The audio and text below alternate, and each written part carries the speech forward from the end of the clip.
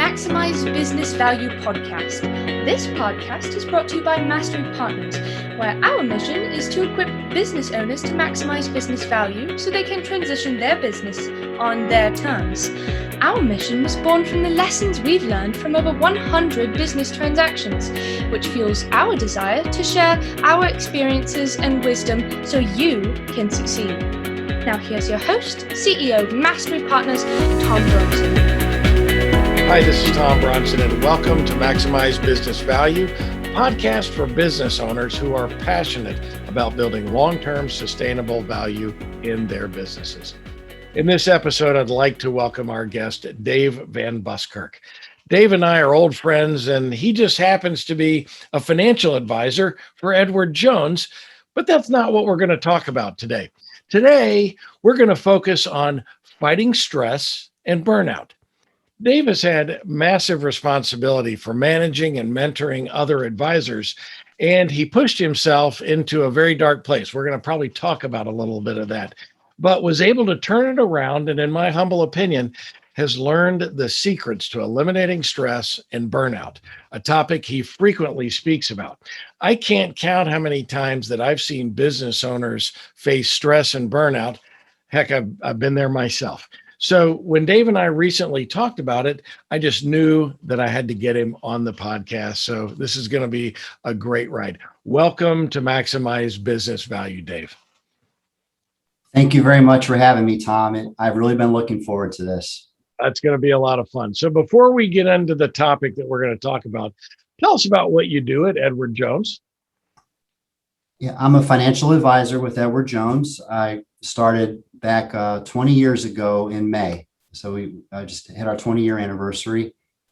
We help families, self-employed folks, professionals, not just achieve their goals, but far exceed them. And the way we do that is through a very unique process that our team takes our clients through. That is, in fact, I didn't realize it was the 20th anniversary. I think you and I met probably right around that time, if not maybe slightly before.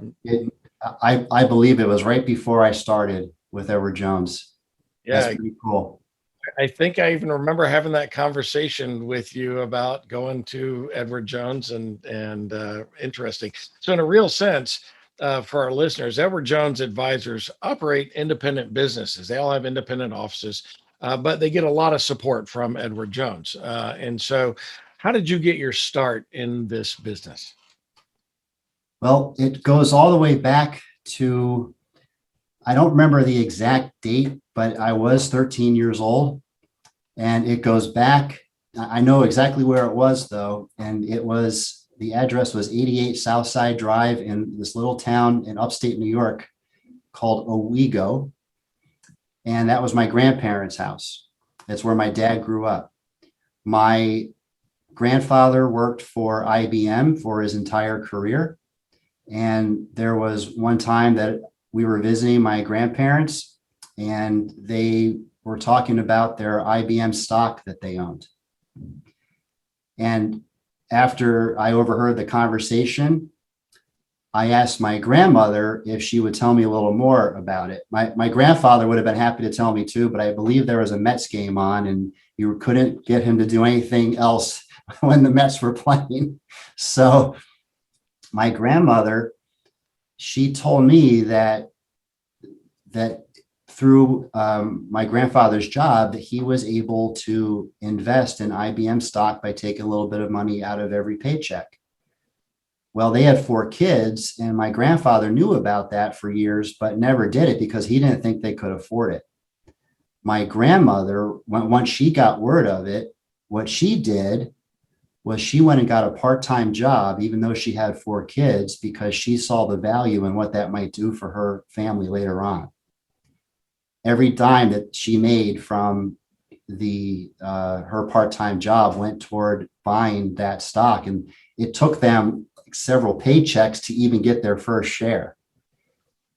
She wrote down every share that they bought in a ledger, and she showed that to me and showed me the power of just putting a little bit of money away every month and what that eventually did. And when he was ready to retire, in addition to his pension and their Social Security, they had a nice nest egg of IBM stock.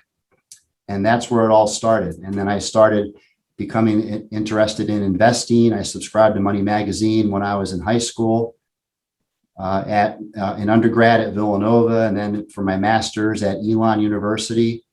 I took every investment class I could. And then eventually, when I met my wife, Julie, when we met here, I was in the corporate world for about 10 years, but always knew I would do this. And once we knew we were going to get married, I applied to Edward Jones, and thank God they accepted me. But it all started with my grandmother. A lot of lessons in that story. Oh my gosh, yes. Wow, what wisdom that you got. Look, there, even if we just stop right here, I mean, the power of that compound investing, right? That's what Warren Buffett talks about all the time. It's not about, making a quick buck in the stock market. In fact, I have a friend who studied to become an Edward Jones advisor.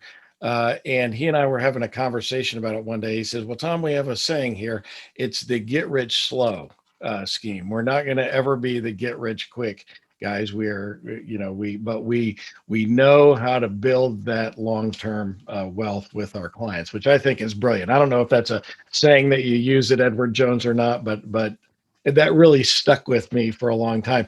Until I read your biography as I was preparing for this, I didn't realize you went to Elon University. So I'm from North Carolina, and so I'm well familiar with Elon, and that, I assume that's the right one, right? It's in North Carolina. I think it's in North Carolina, right? Yeah, and the town is actually called Elon College, North Carolina. There you go. Right by Burlington. I did that at night while I was working. Yep. What a great little school. Oh yeah. It has a wonderful reputation. My wife grew up in Greensboro. You know Karen, of course, and she grew up in Greensboro, so that's really not very far from where Elon. At the time, it was Elon College, of course, and so right. But Elon University now. So from the humble beginnings of your grandmother, how old were you again? 13 years old? 13. Wow, that is quite an impression that she left on you.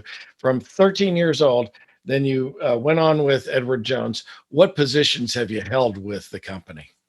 Yeah, so for all of the years I've been a financial advisor, after 9 years with the company, they asked if I would be a regional leader. And a regional leader is responsible for anywhere from 50 to maybe 80 offices, depending on the location. And it's, the title is leader for a reason, not manager. We're really kind of super mentors to help people grow their businesses. And we, incredible volunteerism here, a lot of people helping out. But yeah, I did that for 10 years. I was wearing two hats, certainly. And I had just stepped away from that position in 2020. So we'll talk about that in a second. Of course, we've known each other for so long. That's a lot of responsibility. I mean, 50 to 80 offices, in addition to being responsible for your own clients and your own work in your own office that you have.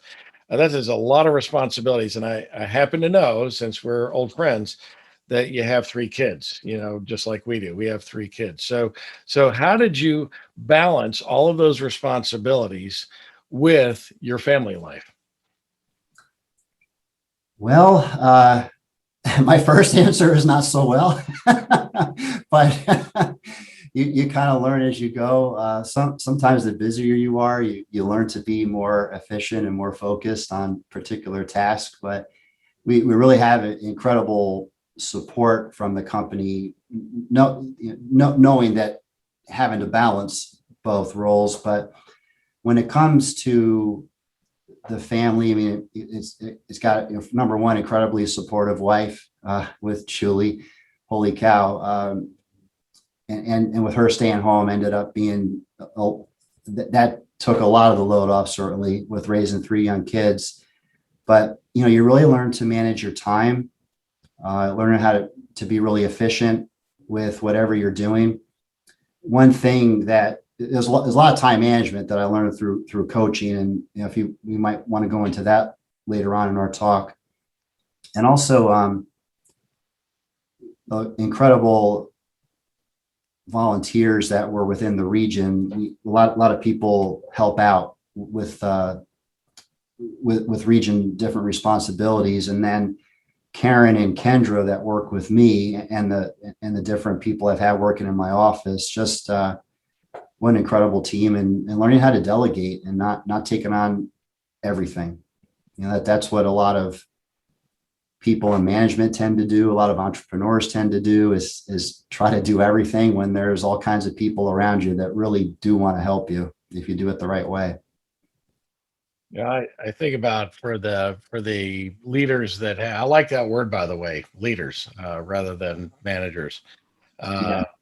Managers manage processes, and leaders lead people, and a lot of people get that mixed up.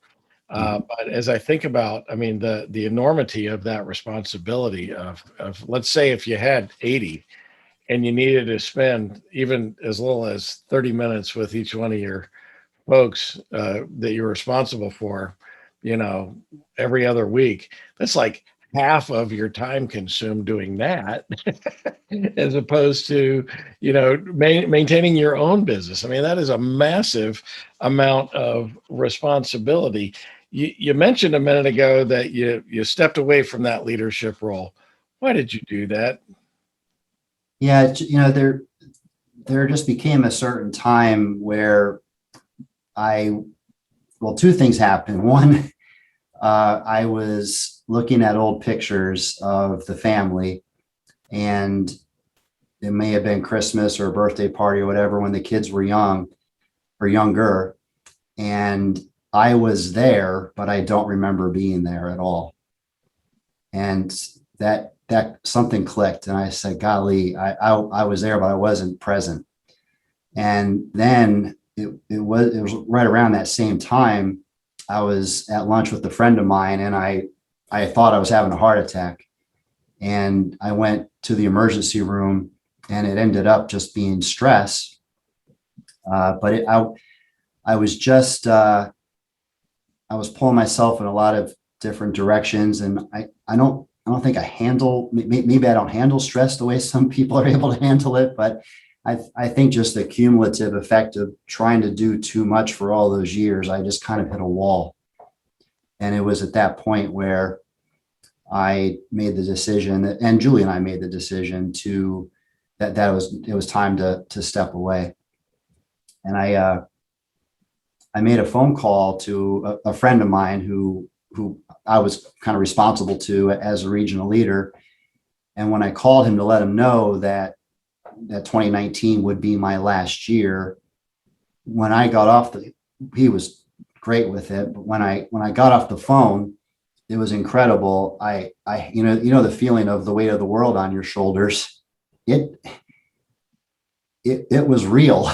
When I hung up the phone, I could feel that whatever was on my shoulders was gone. And I felt a physical feeling of my shoulders and my whole body like going up, like I was like a weight was off.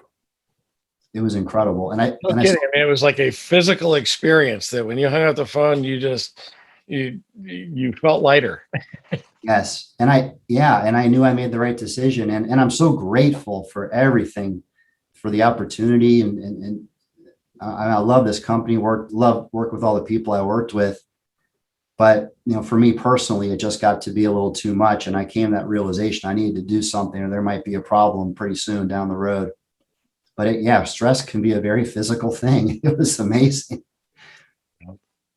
It really is. In fact, I'm actually, we all react to stress differently, right? I'm very fortunate in that my physiological reaction to stress is very different from almost, in fact, perhaps everybody I know. Most people under stress get that pressure where you thought you were having a heart attack, but it was really more of a stress-induced attack that it was a great sign to slow you down. right? And a lot of people process stress that way. It puts pressure on them, and the statistics will tell you that it causes heart attacks, right? And so that's a very real situation. Stress impacts me very differently, and I don't know why. I'm incredibly thankful that it is the way that it is, but when I get stressed, I get tired. I don't get anxious. I don't Interesting. I get, it makes me tired. And so what happens is I shut down, right? And I could almost fall asleep in an instant when I'm super stressed, right? And it's funny, I never really realized it, but it's something, Karen and I have been married for 30 years and actually celebrated our 30th wedding anniversary a few months ago. And Congratulations. still a little stressed by the fact that we couldn't take a proper vacation because of all the COVID restrictions, but we're going to make up for it. But Karen noticed through the years that when I had something super stressful going on, I would be going to bed earlier and earlier. And I'm not a napper, but I would lay on the couch and take a nap, right? And things like, and she would ask me, what's going on at work? Or are you stressed right now? And suddenly I realized, she kept asking these questions at the right time. I'm like, what are you picking up on? She goes, you're tired, honey. And whenever you get stressed, it basically shuts your body down. Yeah. And boy, wouldn't it be a wonderful thing if that's the way everybody reacted to stress rather than heart attacks, right? But I don't know why I'm physiologically wired that way, but I'm thankful that I am. But I also know when I get into those periods where I can't get enough sleep and I feel like I want to go nap or I go to bed earlier and earlier, I realize, okay, there's some stress points in my life that I need to start thinking about and eliminating. So, and we're going to talk about that. One more quick question. We're going to talk about eliminating the stress right after the break. But when you step down from that job, even though it took the pressure off, did you have to take a pay cut for that? Oh yeah. Yeah, I did. Now that would be enough to cause most people more stress. Right. Well, so over the years, Julie and I, we've always lived very well within our means. It's hard to do. There's such a temptation to keep up with the Joneses, as they say, but and we practice what we preach, that's for sure. But we wanted to get to a point where it could be, because I love what I do, and I really do, and we love our clients. Oh my gosh, it's not work to us, but we wanted to get to a point where we could have a work optional lifestyle, and we got to that prior to making that decision. We didn't buy as big of a house as we could have. We didn't buy as expensive cars as we could have. We stayed within our means and saved and worked hard to get to this point, and that allowed us to be able to make this decision and make an easy decision. I wish we could drill that really into more young people. And as I hear you say that, live within your means and not have to keep up with the Joneses and working toward the lifestyle where you don't really have to work. You can, but you don't have to, right? What was your term for that? Work optional lifestyle. Work optional lifestyle. I'm going to write that down. I'm going to borrow it. I will always give credit when I borrow something. Well, I'm sure I borrowed it from someone too. All right. Well, I'll give you credit, then you can always pass it down the line. Work Okay. optional lifestyle. I love that.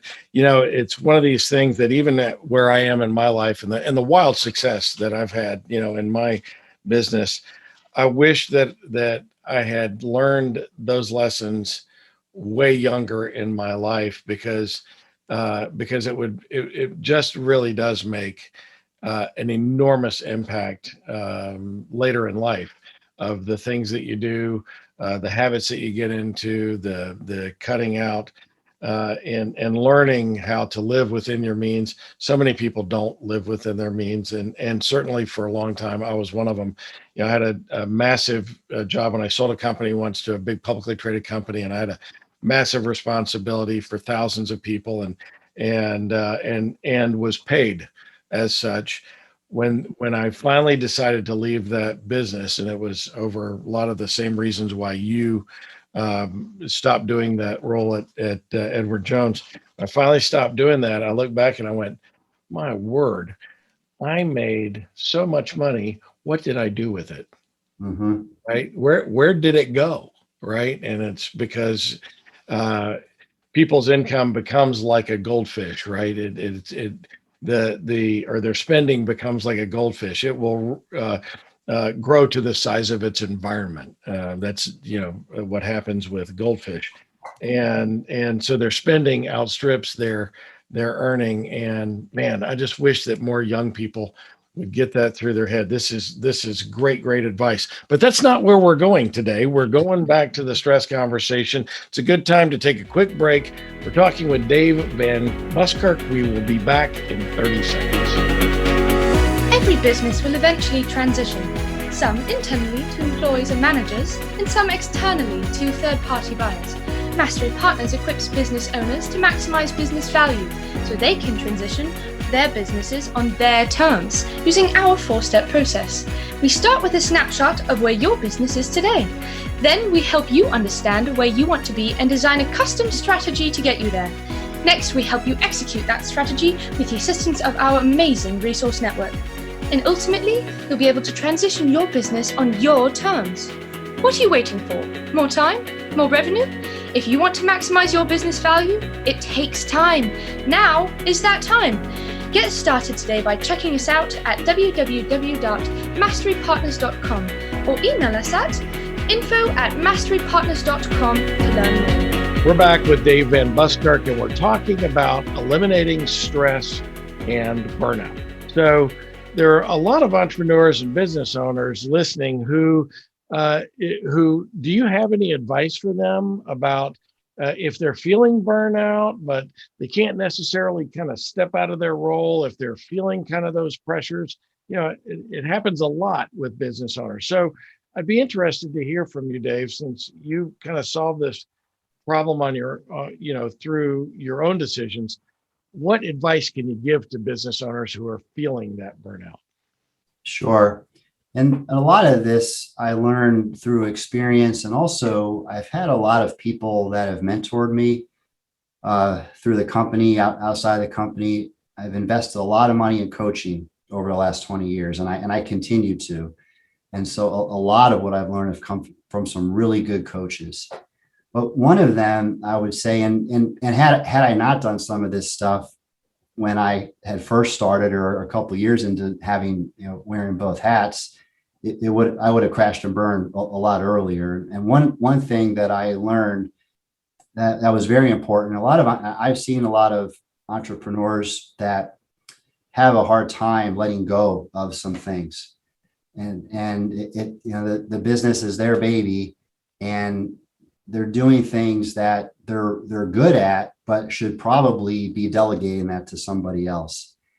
And one thing I learned really about 15 years ago through Strategic Coach, is a coaching program that I've been part of, I'm going on 15 years, is focusing on what they call your unique ability, which is really trying to hone in on what you are best at and what you were born to do, and outsource everything else. What is it that what you were born to do that translates into your business? The more time you can spend on that, what will that do for your business? And try to find the team and having the right seats on the bus in order to support yourself and have good people you can collaborate with. And there are people that their unique ability is something that we might hate doing, but we're good at it, but we shouldn't be doing it. And it's delegating. That's the number one thing. I also would say finding a good time management system. There's a lot of them out there. the one that I found that has been fantastic is trying to divide your days up into 3 different types of days. You may have heard of this before, Tom, and maybe you've coached people on this. But there's really three types of days. One is a free day, and this comes from Strategic Coach too. One is a free day, one is a focus day, and one's a buffer day. So a free day, those are probably your most important days. That's why you work, is to have those free days and have that time. But for most of it, hopefully it's a Saturday and Sunday, but it's where 100% of your time is on your family, those that you love, doing what you really love to do, and protecting that time. And it's 24 hours of no work. Hard to do, but focusing on those first and getting knowing what days you want as free days. Next are focus days, and focus days, 80% of your focus days should be on business building activities, 20% on kind of reactive stuff where you're returning phone calls, cleaning up messes, maybe preparing for the next day. But 80% of the activity should be business building activity. And then the last type of day is a buffer day. You should be proactive at some point. So maybe 20% of the day is focus time, where it's about spending time with clients, building the business, growing the business.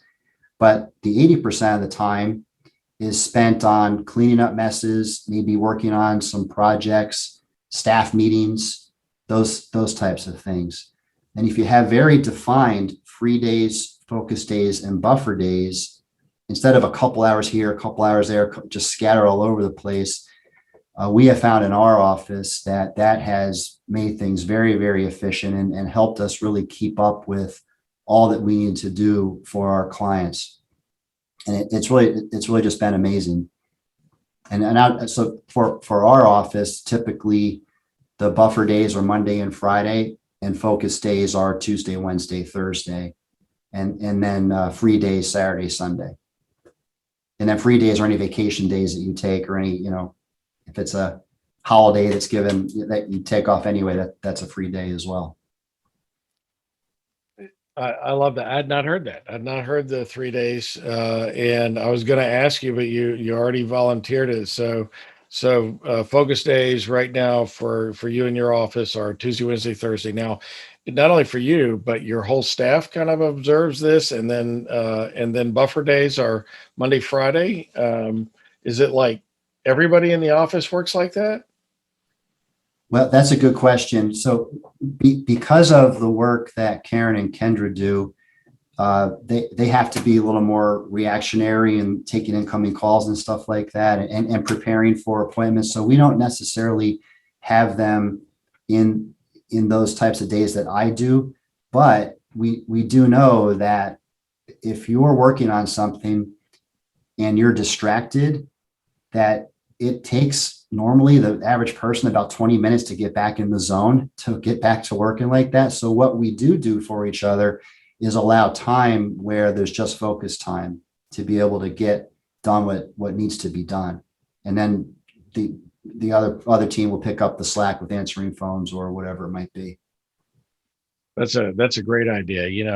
I always said in any of my businesses, I have an open door policy. You can come see me for any reason, but people, of course, think that's literal, right? My door is open.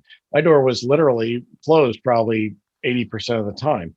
And it was because perhaps I'm in there with a meeting that no one else needs to be privy to, or it's when I'm in my thinking time, right? And I'm being focused, I'm doing stuff.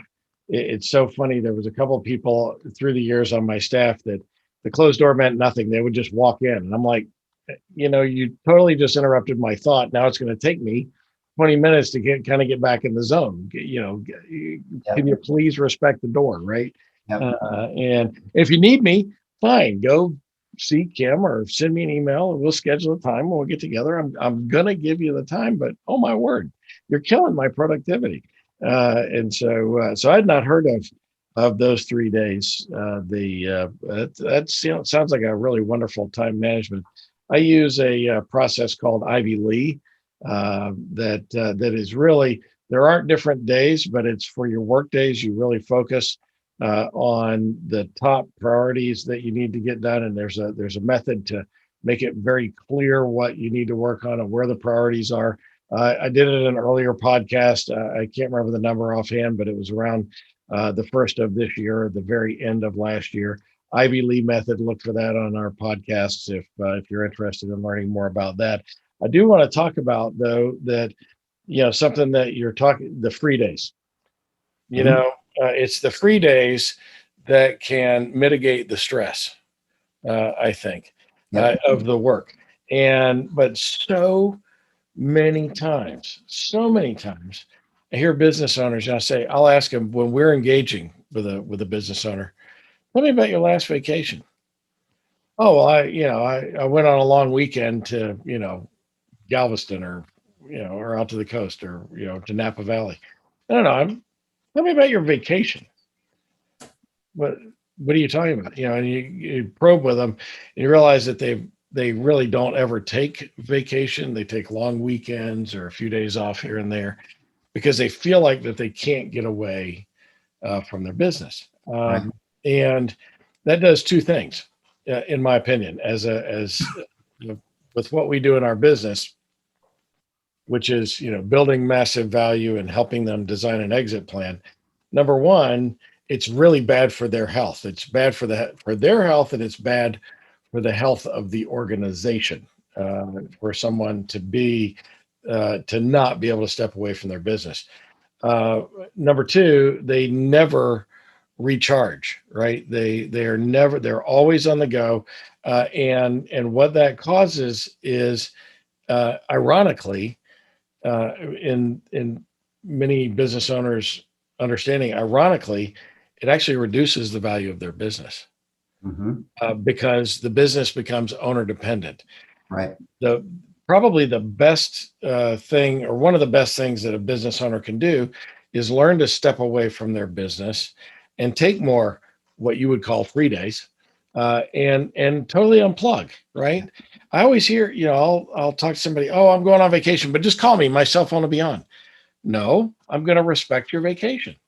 You need to go and unplug. This is why I got into a routine many, many years ago. Haven't been able to do it for the last 18 months.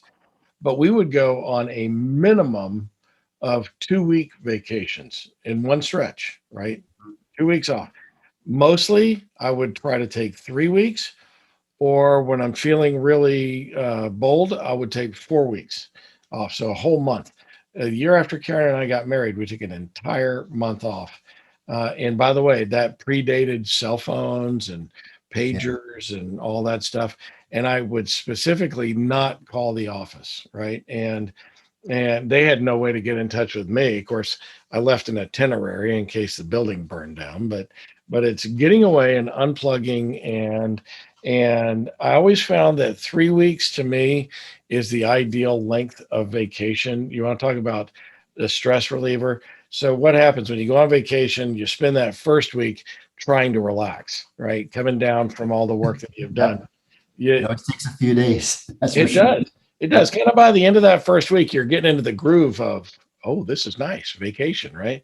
That second week, you really enjoy it. If you take 3 weeks off, you got about 2 weeks of just wonderful, relaxing vacation time. Because by the middle of that, when you're in that third week, by the middle of that third week, you're starting to get anxious to come back, and that's a good sign too, right? That now I'm recharged, I'm ready to go, and I'm ready to jump into the saddle and ride again. And so I love this organization system. I would tell business owners, figure out how to get some free days. If you've got the freedom to do this and orchestrate your business this way, figure out how to get some free days midweek. And then when you go on vacation, shut down the cell phone. You don't have to talk to the office every day. In fact, the more autonomy that you can give your people, the higher the value of the business. So that is some great advice. So you've been a big fan of having coaches through your career? Absolutely. Oh my gosh. I wouldn't be where I am without them. So incredibly grateful. And I do not look at it as a cost at all. It's an investment. The more I invest, the better the business does, and the more free time I end up having.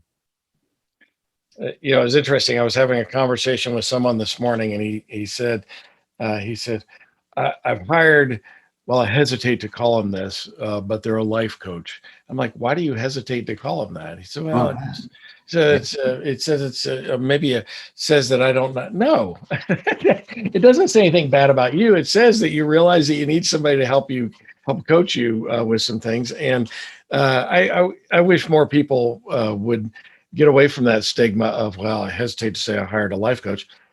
Everybody should have a life coach, right? Or surround yourself with folks that can be those coaches. So I just had to throw that in. Oh, yeah. And I have a health coach as well. Do you really? Yeah. A health coach? And I wish I met him years ago. He's been unbelievable. What a help. And again, it's an investment. So what does a health coach do? So I mean, is he like riding his bike behind you on the street going, run? I think he would if I asked him to. He's that good. But it's a lot of, he's a former Major League Baseball player. And this is what he does now since he retired. And he helps me with supplements. He's introduced me to a longevity doctor. So he helps me with exercise. He has all kinds of tests that he does to see what type of composition your body is, what you're made of, and recommends the types of exercise based on that. There's all types of things I was doing that weren't good for my body. And I thought they were. I wear an Oura ring every day that measures my sleep. It measures if I'm ready to work out or not, measures my recovery. It's pretty amazing. But they're out there. Yeah. But that's that, awesome. Something else about reducing stress and burnout. There's all kinds of things, and there's all kinds of nuggets that we have there. I use a Fitbit to measure the same thing. I want to know my sleep patterns, things like that.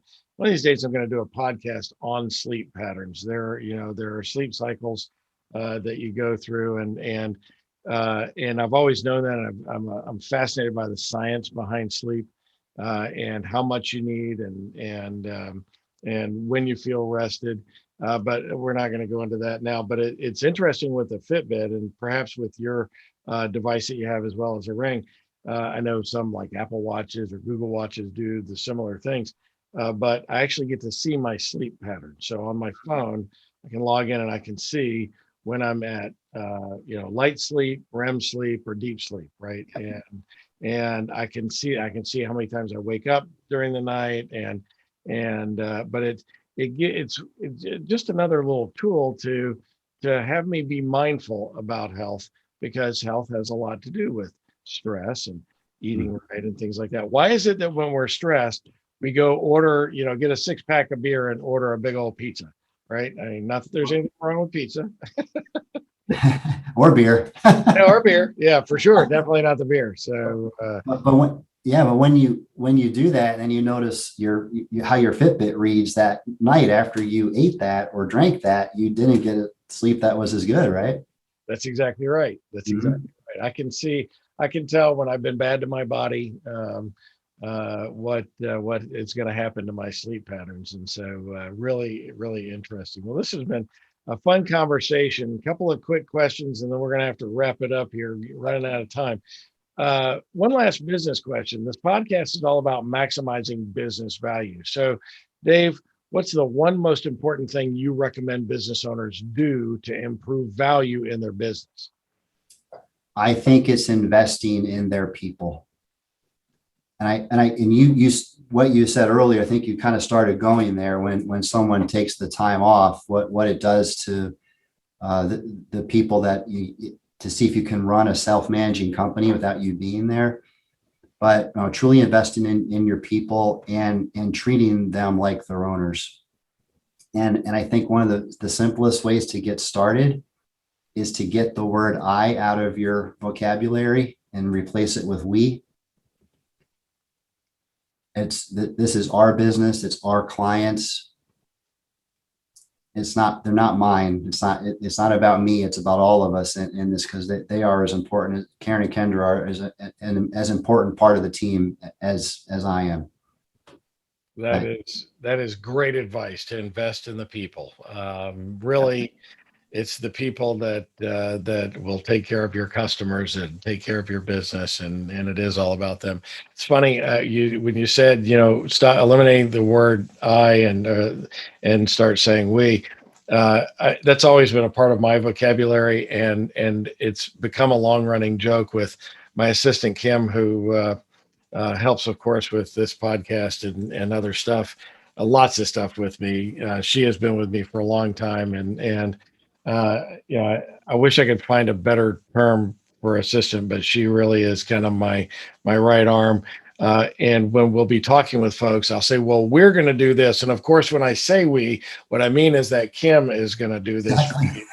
and I'll be here to take the credit. So that's how we do it together. So that's good.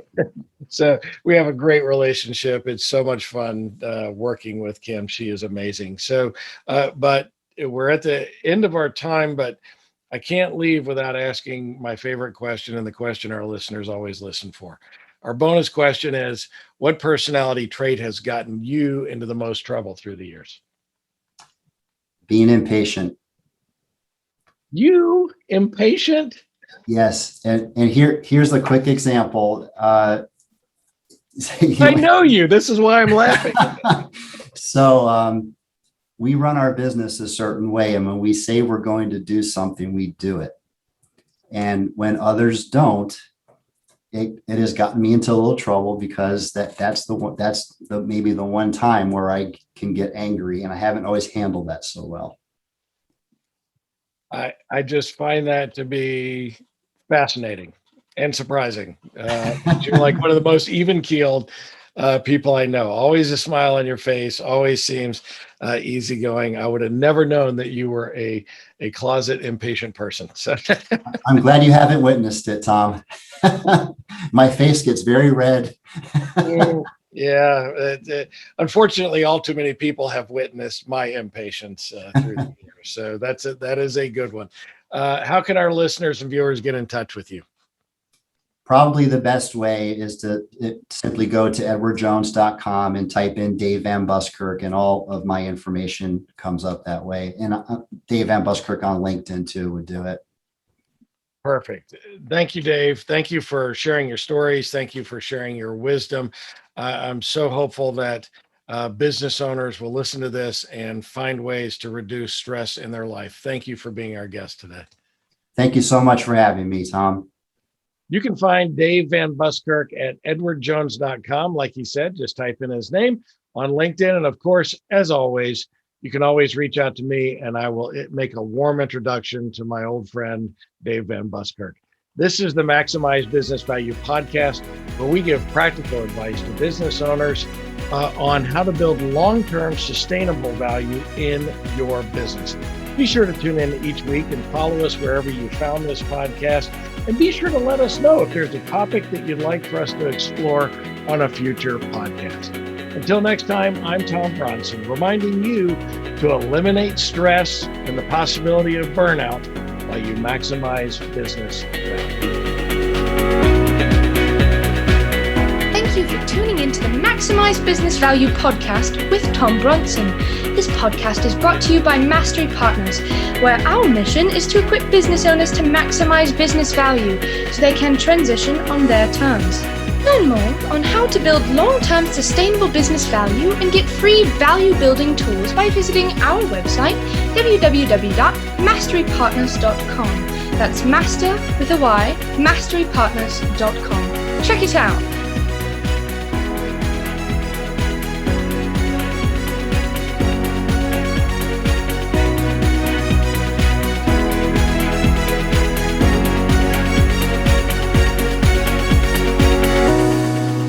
That was perfect. I wouldn't make any changes on that.